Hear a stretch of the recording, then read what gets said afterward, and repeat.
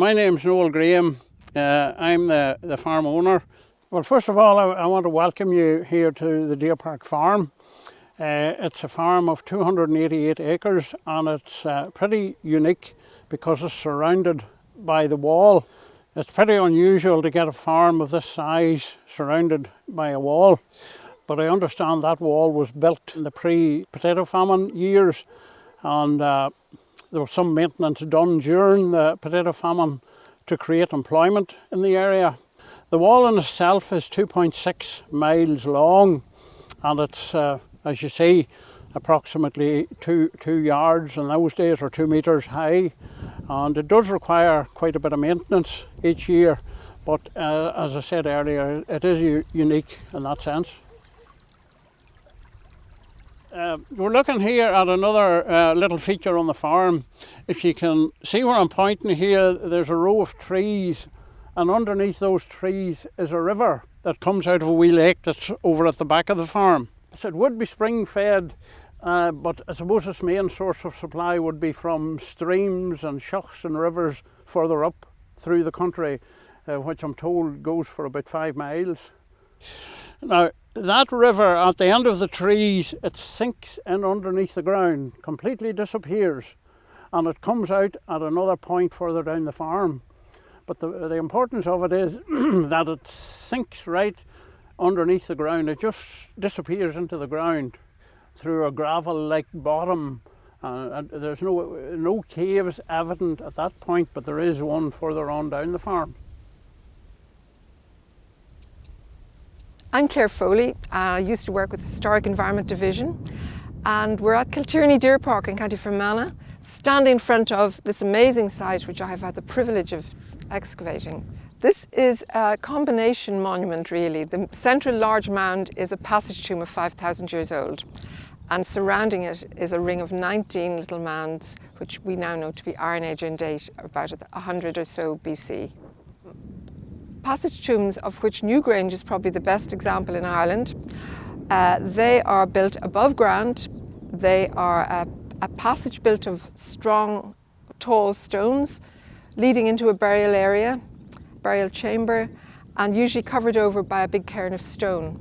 Now we know there is a cairn underneath all this soil here because in the Iron Age they added a cap of soil to the mound, but there is a stone cairn at the middle of this. These are 2 remaining stones of 6 that Colonel Archdale dug out of the tomb in the 19th century when he did the first excavation here. Now there may be more of these still extant because nobody has been down in the middle of this cairn ever since. So these have been taken out, and there is megalithic art on them. It's slightly similar to the Newgrange art, but not at all as sophisticated. So we know that these are the things that indicate that this was definitely a passage tomb. As I say, we call them orthostats. They would have been specially cut and carved from a quarry, and they would have been placed vertically all along the lines of a passage and surrounding what we might have called a burial chamber. So there probably would have been dozens of them down in here, so I'm minded to think that there are still some remaining. What's remarkable is that they are surviving in the landscape for 5,000 years. This is remarkable. Lawrence Flanagan came here in the 1960s, in 1969, and we did various explorations on top, and he did find some Iron Age burials on the very top of the big mound, but he explored some of the little mounds that surround, and he found nothing in particular. So he didn't find any reason for those little mounds to exist other than landscape features. So in 1983 I came back here because we'd had a discussion with the landowner. We were thinking, what are these mounds? If they're landscape features, maybe if the owner wants them taken away, maybe we could do that. But I was very reluctant, and I wanted to prove them to be something more important than landscape features. So I came here with a small team, and we stripped the topsoil off the surrounding little mounds, and we discovered that about half of them had already been dug by various people, and about half of them were pristine. So I chose one of the pristine mounds, and we stripped it off, excavated it scientifically, and underneath we found an Iron Age burial of cremated bone, accompanied by a lot of material, some bronze, some iron, and an intact bronze pin, what you might call like a kilt pin. We call them brooches, but they're kilt pin style. And that is fantastic. So then we reassessed the site, decided these are actually Iron Age burials, and there's a rock cut ditch between the Ring of Mounds and the big main mound, which the burials were created, or the mounds were created out of. And we then renegotiated and preserved the site. And we've had cooperation, of course, about that ever since. When the Archdales were assessing their land for the deer park in the 18th century, they had a survey done by a man called Starratt, William Starratt, and he came here and interviewed local people. He was assessing the quality of the land and so on, but he interviewed local people, and he learned that in times of high water, when we're in limestone country here and there are caves and underground channels and things, a spout of water used to shoot into the air. I don't know for how high or how long it lasted, but it was obviously a magical property of the natural landscape. And I believe that's why the prehistoric people found this place so fascinating. There was something really unusually magical about it. And they came here and built the passage tomb first of all. Then they built a stone circle close to the passage tomb to the south. And then they built 4 other burial mounds in the vicinity. We're not sure of the date of those. They could be Bronze Age or Iron Age. Now, I should have said the date of the little Iron Age burials. We've managed to date them by radiocarbon dating. My burial was about 100 years BC. So we're looking at a very long development of a burial zone for prehistoric people. But the significance of the burials here, the Iron Age burials, is that there would have been an Iron Age community living in the area. And Iron Age communities in Ireland are extremely elusive. We know a lot about their metalwork. They have very fine, very, very well decorated metalwork. It's in a lot of museums, the British Museum, the Dublin, Belfast. But we don't know where they lived. We don't have much other evidence. We have some Iron Age burials, maybe 50 or 60 in the country as a whole, but we don't know much about how these people lived. My name's Dr. Cormac Duffy, and I done my PhD on Cistercians in Ulster University. Today we're in Kiltierney, which is the site of an early medieval monastic site and Cistercian grange. Our main site here is an early medieval enclosure which contained a monastic site. Now, this site is mentioned in the annals a number of times and is associated with St. Tierna, so hence the name Kiltierney, the Church of Tierna. So because of the sacred association in Kiltierney, we get that gifting of this landscape to the early medieval monastery here. By the 12th century, that monastery has either gone out of use completely or has a small population, and we see a reformation in Ireland in monastic practice. And this includes the introduction of European monastic houses, including the Cistercian order. The Cistercian order spread from Mellifont Abbey in County Louth throughout Ireland, using a familial system of mother and daughter houses. And each abbey will have a number of grange sites, and that's what we have here. This is a grange site, which is a working farm that would have been associated with one of the Cistercian monasteries. And in the case of Kiltierney, that would have been Assaroe Abbey in Ballyshannon. So what we have behind us is the Grange farm. Just to my right, we have three farm buildings. We're not exactly sure what they would have been used for, but most likely storage, probably for processing any of their produce, so maybe corn and stuff like that. We know that there's a potential for a mill building just down here in the valley. And LiDAR surveys conducted in 2013 show another rectangular building just in front of us here, which is probably an ancillary building to the mill. So built into the actual fabric of the walls here in the medieval building, we have the remains of a quernstone. So this would have been completely circular in shape with a central hole in the middle. It would have been one of two stones that would have sat on top to each other. Grain would have been fed in through the hole here, and this would have been turned around to grind the grain right down in the flour. The only problem with this is when you're grinding down with the stone, you do get fragments of stone in your flour as well, so it would have been quite rough on the teeth when you're eating. And by the time of the plantation, all of that land was then taken over by the Crown. So all of the monastic lands in Ballyshannon, right up, and all of the satellite granges were all taken over by the Crown and re-granted to new landlords in the 17th century. My name is John McClockery. I just live a few fields away. From its elevated site, it gives a clear view of the vast majority of the park. So we can sort of see all the wall going around the outside and the inside of it. And the watchman probably would have been keeping an eye on poaching more than likely, because most of the people around here would have been subsistence farmers. And this here, whenever it became a deer park, it was basically a larder for fresh meat for the Archdale family. This was the day of the big house, the landed gentry in the big house. They had a walled garden and greenhouses, and they got all the sort of food. They'd been on their European tours.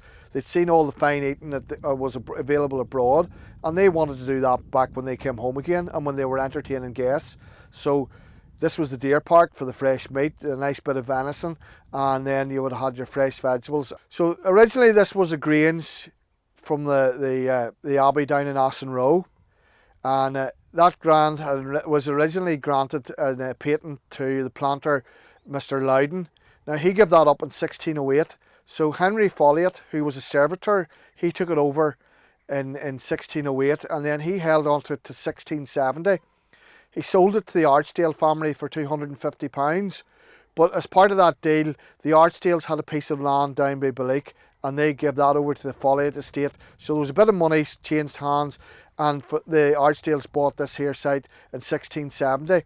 The Archdales held on to it till 1920, and then it was sold then to Captain Herman, who was married to a distant relative, and he then owned it right up until the 1970s, when a man from Clocker bought a Mr. Noble, and then in the early 1990s he sold this to Noel Graham and his family. They took it over then, and they've been farming it ever since. In 1941, there was an agreement made between the British and American governments. The Americans weren't in the war at this stage, so there was a pre-agreement made, and there was two bases to be set up in Northern Ireland. One in Derry, Londonderry, and the other on Lough Erne, and that was to do with convoy work. So as part of that work, in 1941, George A. Miller was the main contractor on this site, and he constructed 44 Armco huts, which were to store explosives, which were to be used by planes doing the convoy escorts, which were going to fly off Lough Erne out through the Donegal Passage. So here we have an Armco hut. These here were built in 1941. They're all constructed the same. 44 of these were put onto the site. We can see here, this is the gable end, the back gable of an Armco hut, and in the distance we can see another one, and that's the entrance. These were built to be hidden. So once they were built, they were dug into the ground and covered in soil. Locals always refer to these pipes sticking out as chimneys, but they're not. They're actually air breathers. They're just to allow, because when you store explosives, there's a certain amount of fumes will come off it, and that's just to allow the air to travel through the building in case that the workers would actually become overcome with the fumes, because they're working in a building that only opens from one end. These buildings were actually never used, because by the time the Americans came into the war in 1942, the convoy situation had changed, and it was all building up for D-Day. So these were actually never used, and they were handed back to the RAF later on in 1944.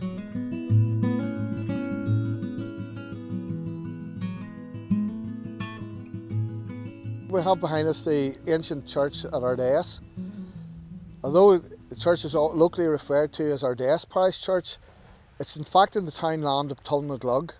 And Tulnaglug, roughly translated from the Irish, is the bell on the mound. So we know this is an ancient church. We believe it's linked to the Cistercian Grange up at Kiltierney. We know that in the mid-14th century, there was a papal laudbearer, or papal bull as they're more commonly known in Ireland, and that directed the Cistercians to evangelise and to invite people into their church. We know there was a priest here from the annals in 1439, And we know in 1482 that the church burnt down and was rebuilt again. So we know that there's three distinct phases of building in this church. The first phase is the medieval or the late early 15th century building, and we can see that line is below the window ledges. You can see a distinct line along the building which shows a different style of stonemasonry.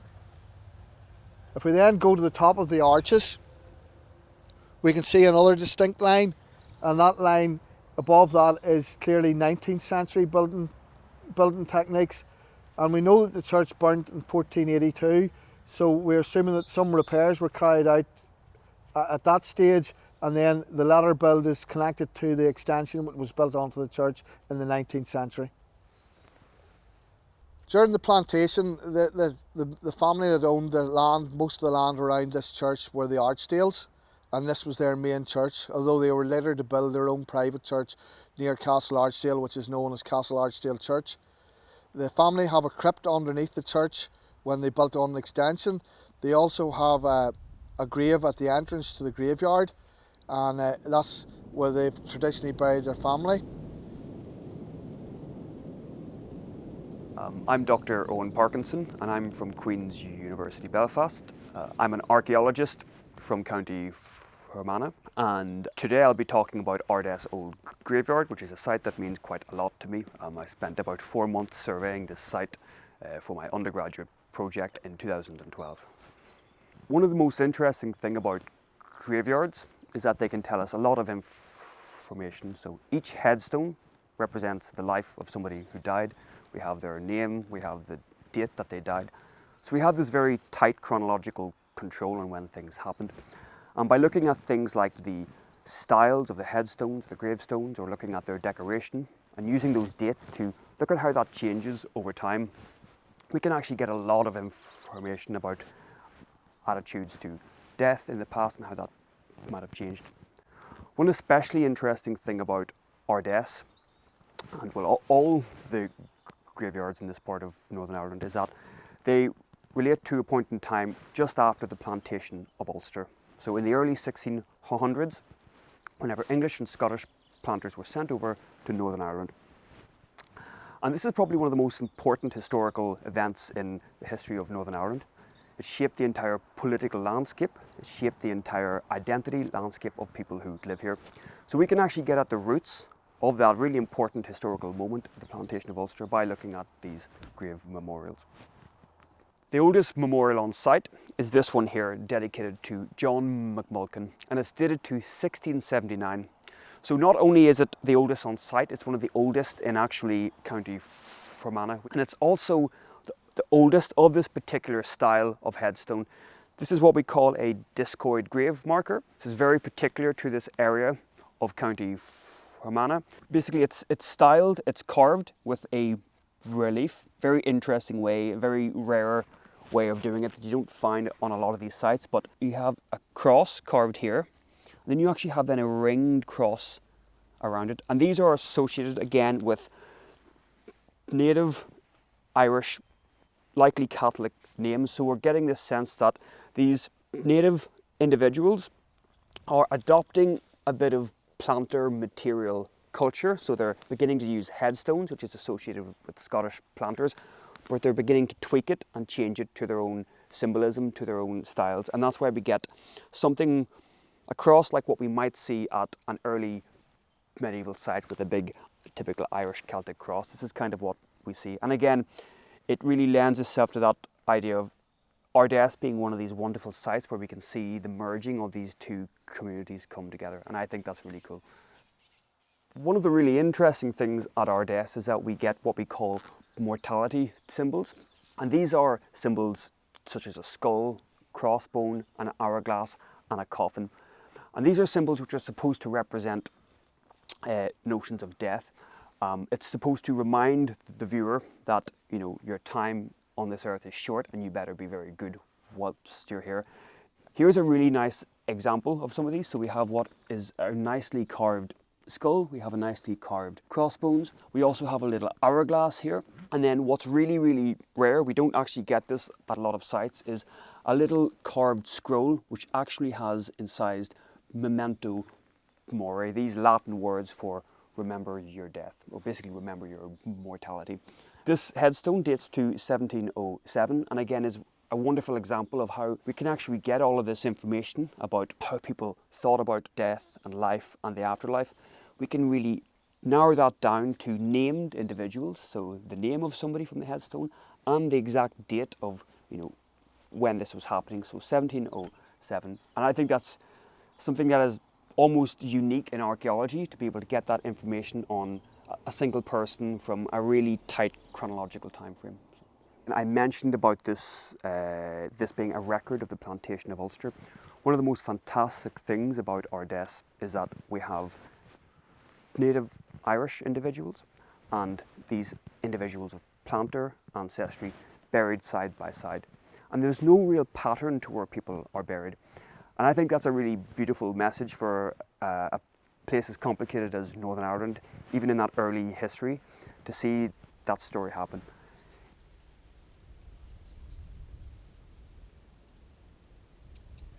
I'm John Cunningham. I live in Balleek. I was the former headmaster of the local elementary school or primary school, and I work as a tour guide, and I write books about the history and heritage of Northwest Ireland. Beside me here is a famine trench grave. The Great Famine in Ireland was 1845 to around about 1850 or 51, and there were a huge number of people. There was over 1 million people who died of starvation and disease in Ireland during that period of time between the census of 1841 and the census of 1851. And Fermanagh, this county here, lost over 40,000 people in that 10-year period.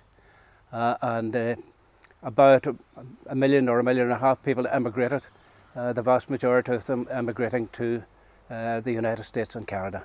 And it was largely because the potato crop had failed. There was a disease that came in from South America, from the Andes, which is where potatoes originally came from.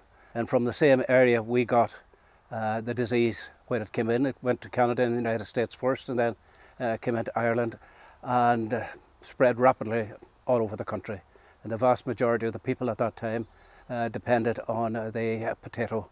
It was the staple crop, staple food for the vast majority of people. So many people died at that time that there wasn't time enough, and nobody had the energy to dig individual graves. So when maybe 10 or 12 or 15 people were to be buried on one day, the only answer was to dig a famine trench pit and put the corpses in there. I made an estimate one time that around about buried foot to foot, 2 people across this, about 180 people on any one level of the famine trench grave. This particular one stands out more than a lot of the rest of them. A lot of the others, trench graves would have been filled in or, grassed over or whatever it is, So there's one, they were particularly to be found at workhouses. And so there's a famine grave at Ervinstown, there's one in Enniskillen, there's one in Lisnaskea, there's one in Ballyshannon. Anywhere there was a workhouse, thousands of people died, and because they had great difficulty getting anybody to bury them. A lot of these people died of diseases, and people didn't want to touch the corpses at all. So it was the handiest thing was to bring the corpse along, put it in there, put some quicklime on it, so that you would hasten the speed with which the corpse would decay, and as Billy Mitchell would have done, walk off through the countryside to look into cabins and find people who had died on the side of the road, and put them into his reusable coffin and bring them along here.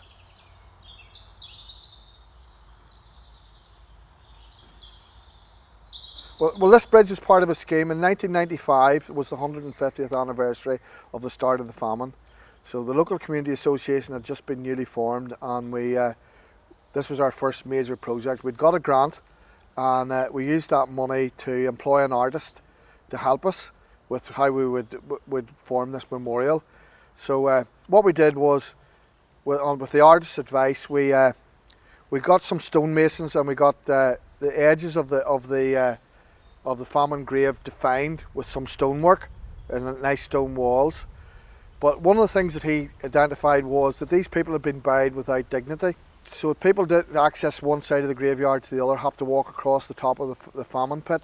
So this bridge is curved, and it's designed that people can walk across and not walk on the grave, and giving the body some dignity. The handrail is designed to make you lean and look this way here, and we turned an old crypt into a hovel with a sod roof, and the window is not, instead of a window, we have a memorial plaque to the dead, which we think there's about 200 bodies lying in this grave.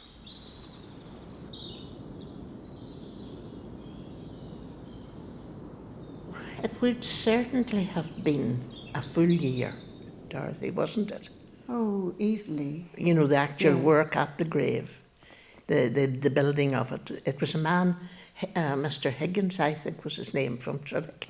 He did all the what one would call building work.